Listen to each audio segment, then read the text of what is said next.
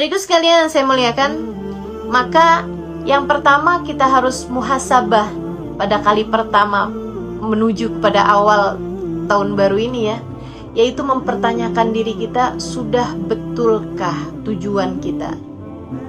Coba perhatikan, kamu bersekolah, kamu belajar hari demi hari, untuk apa teman-teman? Untuk apa? Kalau selama ini yang kamu pikirkan, ya saya kuliah, biar nanti saya dapat titel, saya gampang kerja. Kamu kembali lagi kepada pertanyaan awal, untuk apa? Kalau kamu kemudian bilang untuk bekerja, baik, bekerjanya itu untuk apa gitu? Kalau kamu bilang untuk menghidupi kehidupan saya gitu, lah ya kamu hidupnya itu untuk apa? Kamu hidup hanya untuk makan gitu maksudnya? Kamu hidup hanya untuk mempertahankan kehidupanmu gitu? Teman-teman saudaraku sekalian yang saya muliakan, tidakkah Allah SWT sudah terang-terangan mengatakan kepadamu bahwasanya wa ma min dabbatin fil ardi illa 'alallahi rizquha, illa 'alallahi rizquha. Tidak ada sesuatu yang melata di atas muka bumi ini illa 'alallah, kecuali wajib bagi Allah untuk memberikan rizki padanya. Kalau bicara sekedar kamu mempertahankan kehidupan, kamu bahkan sudah diberi ajaran oleh Allah Subhanahu wa taala. Bahkan ketika kamu belum bisa apa-apa di dalam rahim ibumu, masih berupa barang-barang, masih berupa zat-zat yang tidak bisa ngapa-ngapain teman-teman saudara sekalian, masih berupa segumpal darah, masih berupa sepotong daging. Ketika kamu berada dalam rahim ibu kamu, Allah Subhanahu wa taala menyampaikan rizki kepadamu hingga kamu bisa keluar dari rahim ibumu dengan selamat dan sampai besar seperti ini teman-teman saudara sekalian yang saya muliakan.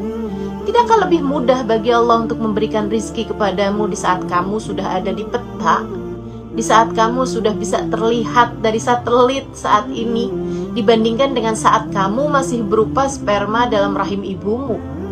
Maka apa yang membuatmu ragu-ragu sampai kamu menjadikan kamu susah payah belajar selama ini agar kamu dapat bekerja, agar dengan bekerja tersebut kamu bisa dapat makan?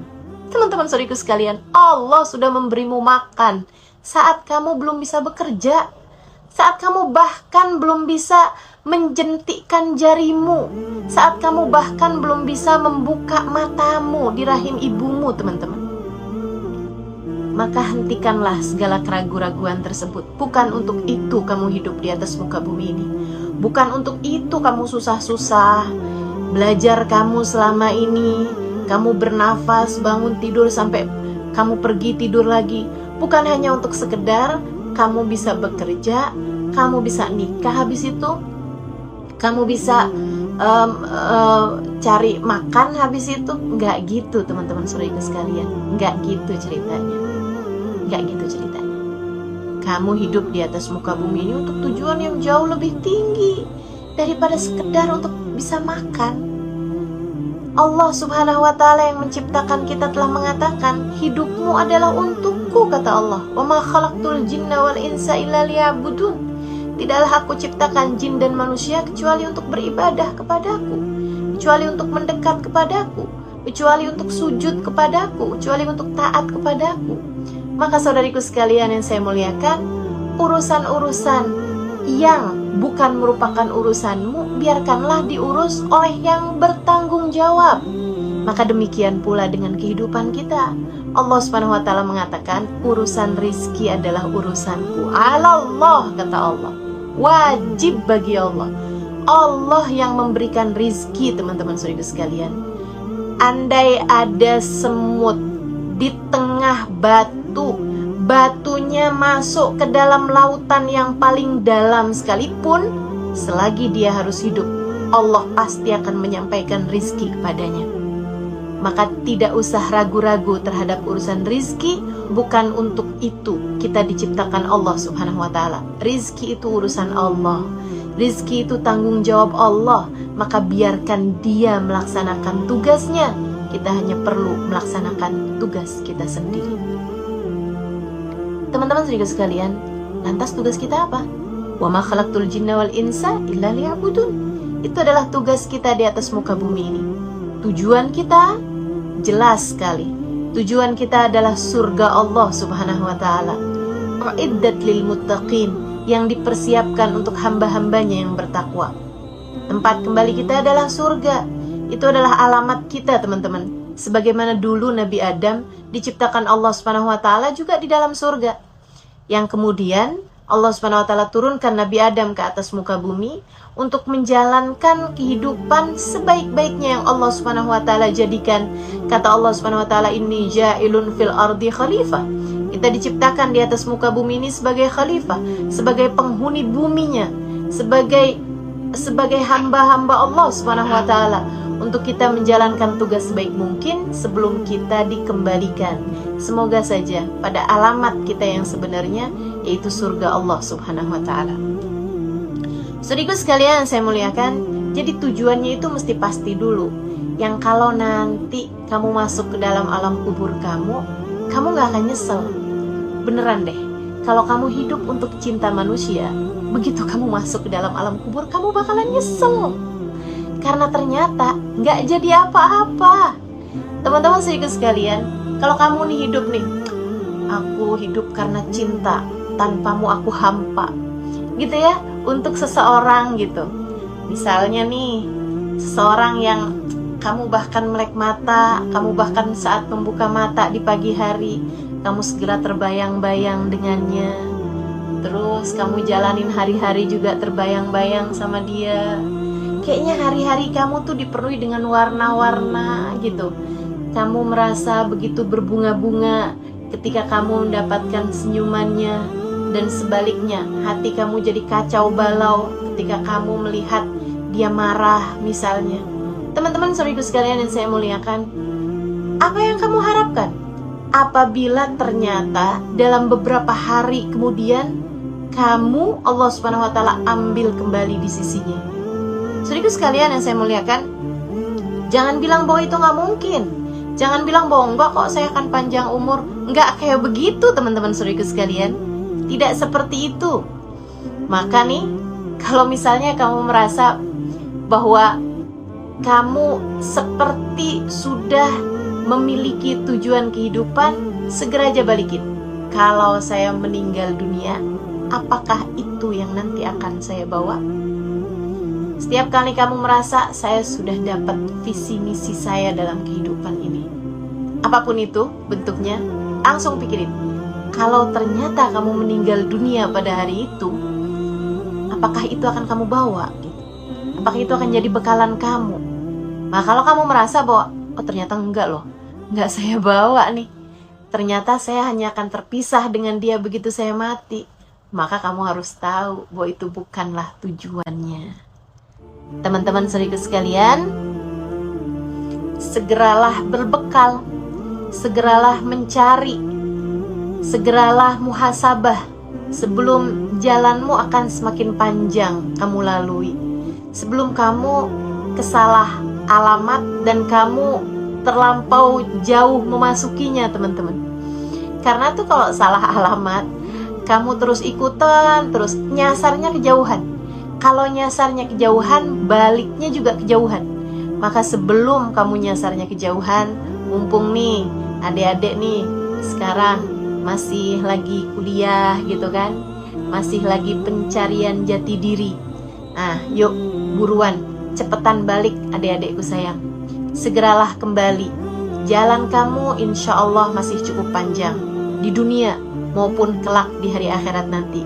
Pastikan bahwa kamu sudah menuju kepada arah yang benar. Tujuanmu tersebut, pastikan map kamu itu menuju kepada surga sebagai tempat kembalimu kelak di hari akhirat insya Allah. Jadi segala sesuatu yang tidak membawamu menuju kepada surga, nah itu harus segera kamu coret.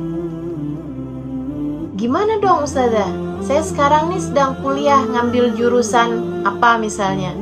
Gak jadi soal teman-teman saudaraku sekalian. Silahkan kamu bekerja, silahkan kamu belajar dengan baik. Karena Islam memang sangat membutuhkan orang-orang yang profesional. Belajar menjadikanmu orang-orang yang profesional. Kamu kuliah, semoga akan menjadikanmu sebagai orang-orang yang profesional pada apapun yang kamu selama ini tuju. Silahkan jadi dokter, silahkan jadi insinyur, silahkan jadi ahli IT, silahkan jadi orang yang buat apapun. Tapi pastikan bahwa itu semua dapat membawamu menuju kepada surga. Pastikan bahwa itu semuanya adalah perbekalanmu menuju kepada surga pada nantinya, teman-teman. Pastikan tujuanmu adalah mencari keridhaan Allah Subhanahu wa ta'ala. Saya ingin menjadi seorang dokter yang hamba Allah. Saya ingin menjadi seorang insinyur yang hamba Allah. Saya ingin memanfaatkan teknologi pada zaman sekarang ini dengan menjadi seorang hamba Allah. Saya ingin, apapun saja profesimu, saya ingin menjadi seorang desainer interior yang hamba Allah. Saya ingin menjadi apapun aja, teman-teman saudaraku sekalian. Silahkan kamu bercita-cita, silahkan kamu bekerja untuk kemudian sesudah kamu belajar ini. Akan tetapi bersama dengan itu semua, jangan pernah lupa kepada nilai sejatimu yang merupakan hamba Allah Subhanahu wa ta'ala. Dengan itu, semua yang kamu lakukan akan menjadi bekalanmu menuju Allah Subhanahu wa ta'ala yang akan kamu bawa kelak ketika kamu menghadap kepadanya. Itu yang pertama, teman-teman saudaraku sekalian. Pastikan tujuanmu, niatanmu adalah menuju kepada surga Allah Subhanahu wa ta'ala, mencari ridho Allah Subhanahu wa ta'ala. Bahkan terhadap apapun ya, kamu belajar untuk Allah, kamu belajar karena Allah. Meskipun pelajarannya tidak langsung mengenai Allah, akan tetapi ini adalah jalanmu menuju kepada menjadi hamba Allah Subhanahu wa ta'ala yang profesional dengan tujuan-tujuan yang baik. Saya ingin menjadi dokter misalnya agar saya dapat membantu hamba-hamba Allah Subhanahu wa ta'ala untuk lebih sehat. Begitu kan? Untuk memberitahu penyakit-penyakit mereka, penyakit-penyakit badan mereka, dan saya dapat membantu mereka gitu. Karena bagaimanapun seperti yang tadi saya bilang, dunia Islam ini juga perlu dokter-dokter yang profesional yang dapat tetap membantu hamba-hamba Allah ketika mereka sedang dalam keadaan kesulitan. Gitu. Jadi apapun aja tujuanmu, nah itu pastikan bahwa itu menuju kepada ridho Allah Subhanahu wa ta'ala. Tentu saja tidak bisa dengan jalan maksiat ya. Kamu gak bisa misalnya gitu, pacaran mau nyari ridho Allah. Gimana ceritanya pacaran untuk mencari ridho Allah Subhanahu wa ta'ala, jika pacaran itu sendiri sesuatu hal yang dilarang dalam Islam gitu. Nah, jadi kan nggak memungkinkan itu gitu. Tapi selagi kayak misalnya saya belajar, saya kuliah untuk mencari ridho Allah Subhanahu wa ta'ala, nah itu masih memungkinkan. Saya menikah untuk mencari ridho Allah Subhanahu wa ta'ala, nah itu memungkinkan gitu. Ustazah, saya pacaran mau menikah, nanti menikahnya mau mencari ridho Allah Subhanahu wa ta'ala. Ya, itu nggak bisa dibenarkan karena kamu tidak mungkin mau melakukan ketaatan lewat jalan kemaksiatan. La ta'ata li makhlukin fi maksiatil khaliq. Tidak ada ketaatan kepada makhluknya Allah jika itu membawa kepada kemaksiatan pada Allah Subhanahu wa ta'ala. Kita nggak mungkin berpacaran mau nyari ridhonya Allah. Nah, pacarannya itu sendiri sesuatu yang dilarang kok sama Allah Subhanahu wa ta'ala.